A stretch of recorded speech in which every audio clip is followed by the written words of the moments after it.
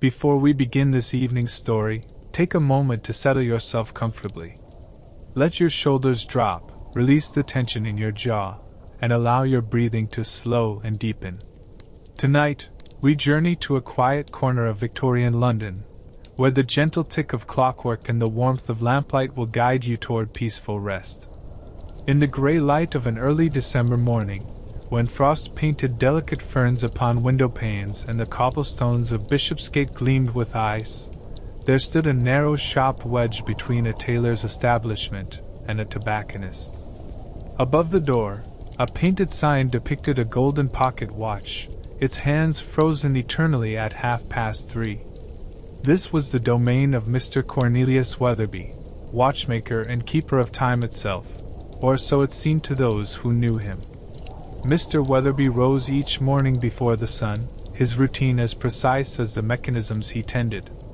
His rooms above the shop were modest: a bed with a patchwork quilt stitched by his late mother, a washstand with a chipped porcelain basin, and a single chair positioned near the window where he could observe the awakening street below.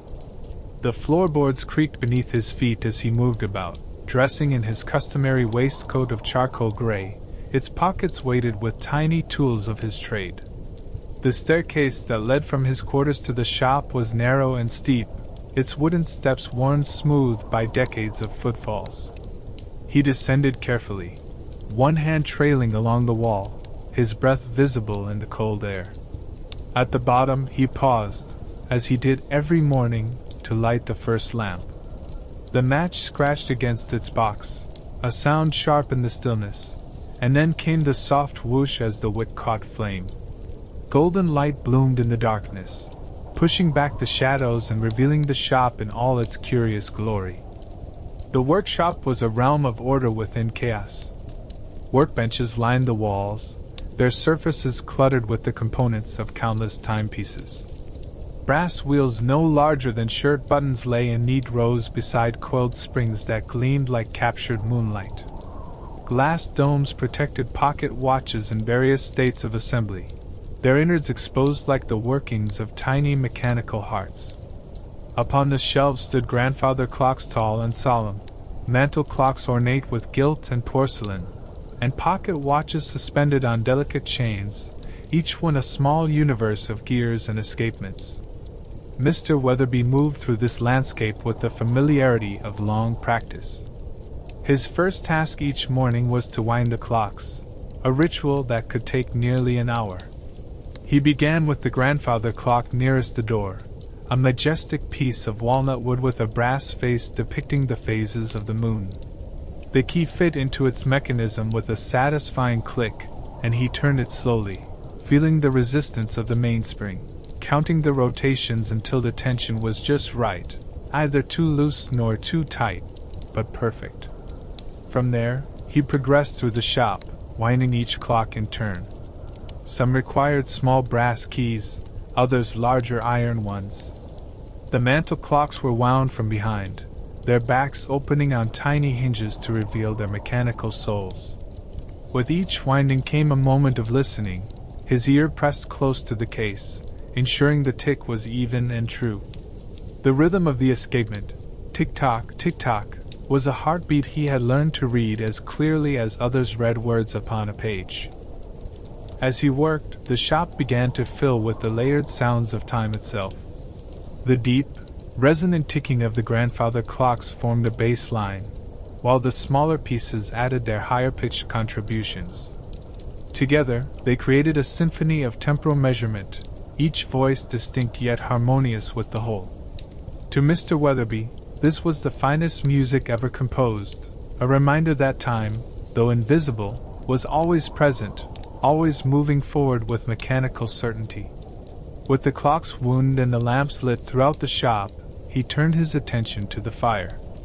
The hearth was small, built into the back wall near his main workbench, but it provided essential warmth for both himself and the delicate mechanisms that could be damaged by excessive cold. He knelt before it, his knees protesting only slightly, and arranged kindling in a careful lattice. Paper scraps from old receipts served as tinder, and he struck another match, touching it to the crumpled edges. The fire took slowly, hesitantly at first, sending up thin wisps of smoke that rose toward the chimney. He added larger pieces of wood, arranging them with the same precision he brought to his watch repair. Soon, flames began to dance and leap, casting warm, flickering light across the workshop. The heat spread gradually, pushing back the December chill, and Mr. Weatherby stood, brushing soot from his hands onto a cloth kept for this purpose. The kettle hung on an iron hook beside the hearth, and he filled it from a jug of water kept near his workbench. The water was cold, nearly freezing, and he carefully positioned the kettle over the flames, adjusting its placement to ensure even heating. While he waited for it to boil, he prepared his tea things: a brown earthenware pot, a single cup with a hairline crack that had been there for years, and a small tin containing black tea leaves that filled the shop with their earthy aroma when opened. Steam began to curl from the kettle's spout, a thin white ribbon that grew thicker as the water approached its boiling point.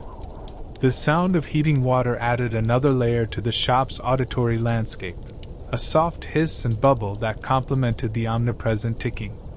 When the kettle began to sing, a high, insistent whistle, Mr. Weatherby removed it from the heat and poured the water over the tea leaves he had spooned into the pot. The liquid darkened immediately, releasing fragrance that mingled with the smell of wood smoke and machine oil. He allowed the tea to steep while he attended to other morning preparations. The front window required cleaning. The frost on the outside and condensation on the inside had obscured the display of watches arranged on velvet cushions. The first chime of the hour startled him from his reverie. It came from the large bracket clock on the shelf above his workbench, 8 silvery notes that announced the arrival of 8 o'clock. Immediately, the other clocks joined in, a cascade of chimes and bells and gongs that filled the shop with sound. Deep bass notes from the grandfather clocks mixed with the brighter tones of the mantelpieces, while the smallest clocks added their delicate contributions. For a full minute, the shop was alive with the music of marking time, and then, as suddenly as it had begun, the chiming ceased, leaving only the eternal ticking in its wake. Mr. Weatherby smiled, a small expression that creased the corners of his eyes. This hourly concert never failed to bring him pleasure, a reminder that his work kept these voices singing, kept time itself marching forward in orderly procession. He finished his tea, rinsed the cup at a small sink in the back room, and returned to his workbench. The day's work awaited. Upon the leather surface of his main bench lay 3 pocket watches in need of repair, each tagged with a small paper bearing the owner's name and the described ailment.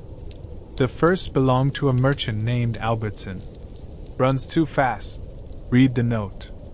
The second was a delicate lady's watch with an enameled case depicting a pastoral scene. Has stopped entirely. The third was a heavy silver piece with a dented case. Ticking but hands do not move. He selected the first watch and positioned it beneath his magnifying glass, which was mounted on an articulated arm that could be adjusted to any angle or height. Picking up his smallest screwdriver, he began the delicate work of opening the case. The back plate came away with a soft click, revealing the movement within, a universe of brass and steel, each component no larger than a grain of rice yet essential to the whole. As Mr. Weatherby bent to his work, the outside world faded away. There was only the watch, the tools in his hands, and the steady rhythm of all the timepieces surrounding him. The shop on Bishopsgate had opened for another day, ready to welcome whoever might cross its threshold seeking the watchmaker's particular magic.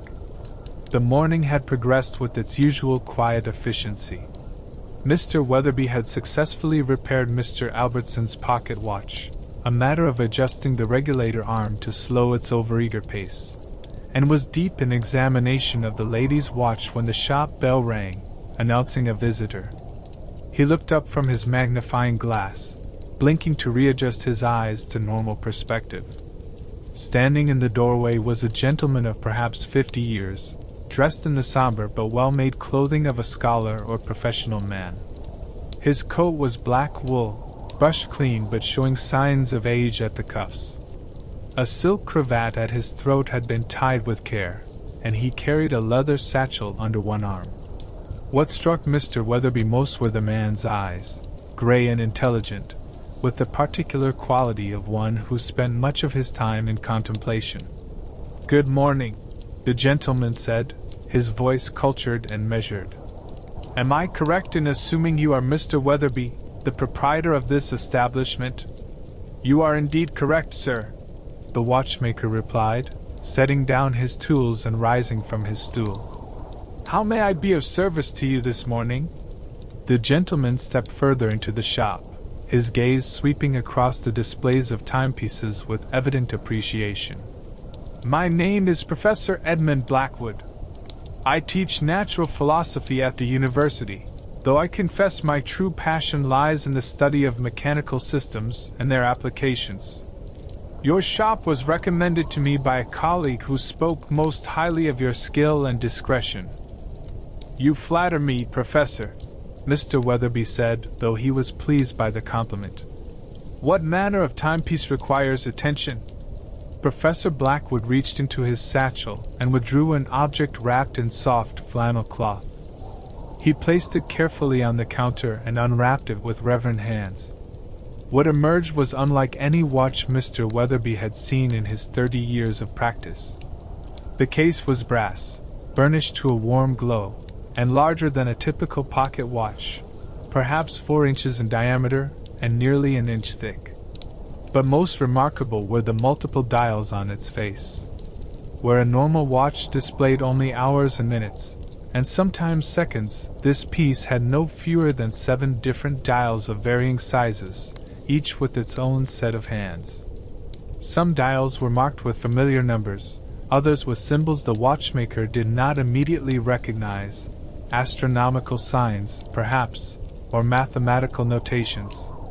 "Remarkable," Mr. Weatherby breathed, reaching instinctively for his loupe to examine the piece more closely. "I have never encountered its like. What is its purpose?" Professor Blackwood's expression brightened with the enthusiasm of a man discussing his passion. "It is an astronomical calculator of my own design, or rather, of my modification. The base mechanism came from Switzerland, but I have added complications to track not merely terrestrial time but celestial movements. This dial shows the phases of the moon, this one the position of Venus in her orbit, this the rising and setting times of the sun based on latitude. There are others for tidal calculations and even one for predicting meteor showers based on the Earth's passage through cosmic debris fields." The watchmaker turned the piece slowly in his hands, marveling at its complexity. Through the crystal face, he could see layers upon layers of gears, each wheel precisely cut and positioned. "The craftsmanship is extraordinary. But you have come to me because something is amiss?" "Indeed," the professor said with a sigh. 3 days ago, the entire mechanism simply stopped. I wound it as usual. The mainspring is here, on the side, but though I can feel tension when I turn the key, nothing moves. The hands remain frozen, and I hear no ticking whatsoever. I dare not attempt to open it myself, as the interior arrangements are delicate beyond my limited understanding of horology." Mr. Weatherby nodded slowly, already forming hypotheses about the possible causes of failure. "The addition of so many complications increases the points where a mechanism might fail. A broken tooth on a single wheel, a spring that has lost its temper, even a particle of dust in the wrong location, any of these could arrest the entire system." "Precisely my concern," Professor Blackwood agreed. "I realize this is no ordinary repair. The watch is not merely precious to me monetarily, though the mechanisms alone represent months of experimental work. But more than that, it is a proof of concept for certain theories I am developing about the mechanical modeling of celestial mechanics. Without it functioning, I cannot proceed with my research." The watchmaker could hear the genuine concern in the professor's voice, the worry of a scholar whose work depended on this singular instrument.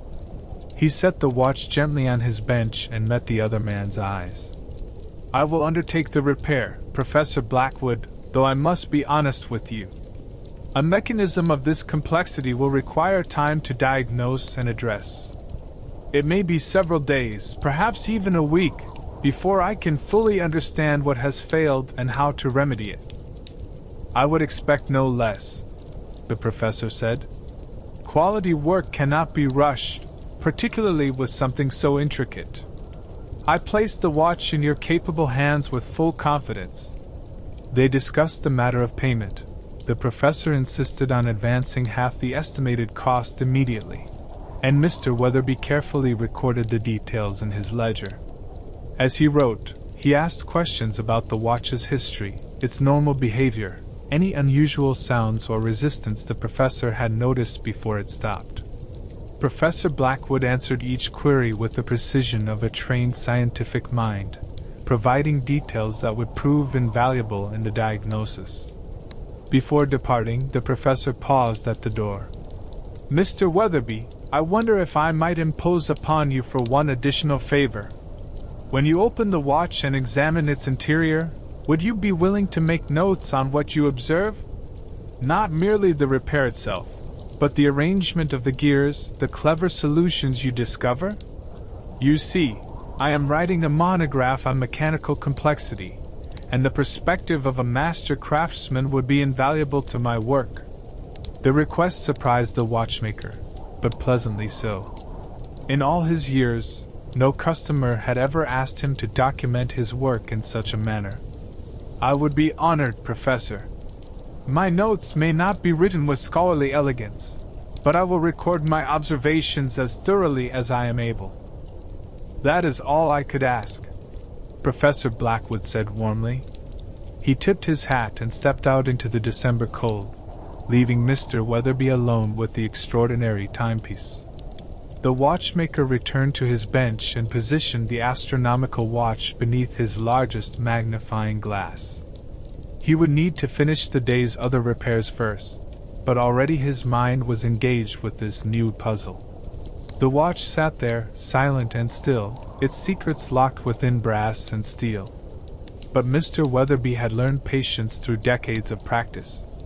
The watch would reveal its mysteries in time, as all things eventually did. The afternoon light was beginning its slow fade toward evening when the bell above the shop door rang once more. Mr. Weatherby had just completed work on the third pocket watch, the silver piece with the dented case, whose problem had proven to be a bent minute hand that caught on the hour hand with each revolution, when he heard the chime. He looked up to see a boy standing in the doorway, perhaps 14 years of age, with a shock of dark hair that fell across his forehead despite obvious attempts to tame it. His clothes were clean but patched in places, the jacket sleeves a bit short for his arms, as if he had grown faster than his wardrobe could keep pace. In his hands he clutched a cloth cap, turning it nervously as he took in the shop's interior. "Good afternoon, young man," Mr. Weatherby said gently, noting the mixture of determination and apprehension in the boy's expression. "Are you here to collect a watch for someone, or might I help you with something else?" The boy took a step forward, then seemed to gather his courage before speaking. "Mr. Weatherby, sir, my name is Thomas Hartley. I live with my aunt and uncle just 3 streets from here, above their tailor shop. I've passed your window every day for the past 2 years, and I've watched you working at your bench, and He trailed off, then started again. "I would like to learn the watchmaker's trade, sir. I would like to become your apprentice." Mr. Weatherby set down his tools and regarded the boy with interest.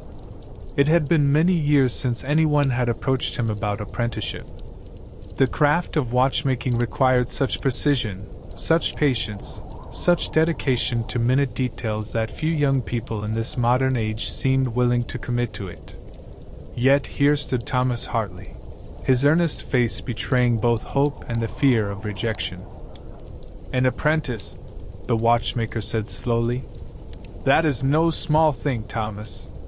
The training takes years, and much of it is tedious work, cleaning parts, learning to identify the smallest components, practicing movements with your hands until they can perform tasks by touch and instinct rather than conscious thought. Tell me, what draws you to this particular trade? The boy's eyes lit with genuine enthusiasm. I've always been fascinated by how things work, sir. When I was small, I took apart my uncle's pocket watch, got a terrible scolding for it. I did, but I managed to put it back together, and it ran again. My uncle was so surprised he wasn't even angry anymore. Since then, I've fixed several clocks for neighbors, just simple things. But each time I open a case and see all those wheels and springs working together, I feel like I'm looking at something magical. Except it's not magic at all, sir. It's better than magic.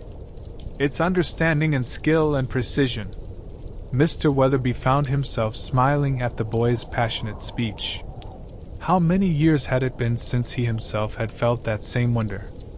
The daily practice of his craft had made it familiar, but he could still remember being young and feeling that every watch he opened revealed a tiny universe of mechanical perfection. Have you discussed this with your aunt and uncle? He asked. An apprenticeship would mean long hours here, 6 days a week. You would have little time for other pursuits. I've spoken with them, sir, Thomas replied quickly. My uncle says if you'll have me, he'll draw up proper papers. They're willing to pay a small premium for my training as well, though I know it's traditional for the apprentice's family to contribute something. The watchmaker moved to the window, looking out at the darkening street. A lamplighter was making his rounds, touching his long pole to each gas lamp and bringing light to the gathering dusk. He thought of his own apprenticeship, decades ago now, under old Mr. Pemberton, who had been both exacting and kind. The old man had been patient with young Cornelius's mistakes, teaching him that errors were part of learning so long as one learned from them. Do you have steady hands, Thomas? He asked without turning from the window. I believe so, sir. Come here, then. The boy approached quickly, standing beside the workbench. Mr. Weatherby selected a brass wheel from his parts drawer, a delicate thing no larger than a sixpence, with 30 teeth cut with microscopic precision. He placed it on the leather work surface along with a pair of fine tweezers. Pick up the wheel with the tweezers, he instructed. Do not drop it, and do not bend any of the teeth. Thomas reached for the tweezers, his hand trembling slightly. Whether from nervousness or excitement, it was hard to say. He grasped the instrument and slowly, carefully, closed its tips around the tiny wheel. For a moment, the wheel slipped, nearly falling, but the boy adjusted his grip with surprising speed and lifted it cleanly from the bench. Good, Mr. Weatherby said. Now, do you see that empty watch case beside my tools? Place the wheel inside it. The task required Thomas to transfer the wheel from the bench to the case, a distance of perhaps 8 inches, while maintaining his grip with the tweezers. The boy's face showed intense concentration as he moved, his hands steady despite the tremor that had been there moments before. The wheel reached the case and was deposited gently inside without mishap. Well done, the watchmaker said, and he meant it. Many people, when first handed such delicate instruments, either gripped too tightly and bent the metal, or too loosely and dropped the piece. Thomas had shown both care and adaptability. You have a natural touch, I think. That is something that cannot be taught, only discovered. The boy's face flushed with pleasure at the compliment. Does that mean you'll take me on, sir? Mr. Weatherby returned to his stool and regarded the young man seriously. It means I am inclined to consider it. But before I give you a final answer, I must ask you some questions, and I require honest answers. First, why not simply continue fixing clocks for neighbors? You could earn money that way without the commitment of formal apprenticeship. Thomas answered without hesitation. Because I want to learn properly, sir. I want to understand not just how to fix common problems, but how to craft solutions to problems I've never encountered. I want to know why a wheel must have this number of teeth and not that number, why one spring works better than another, how to calculate the beat of an escapement. I could fumble through repairs forever and never truly understand the principles behind the practice. A good answer, the watchmaker acknowledged. Second question, what will you do when you make a mistake? And you will make mistakes, Thomas. Even after years of experience, I still occasionally slip and damage a part that must then be replaced.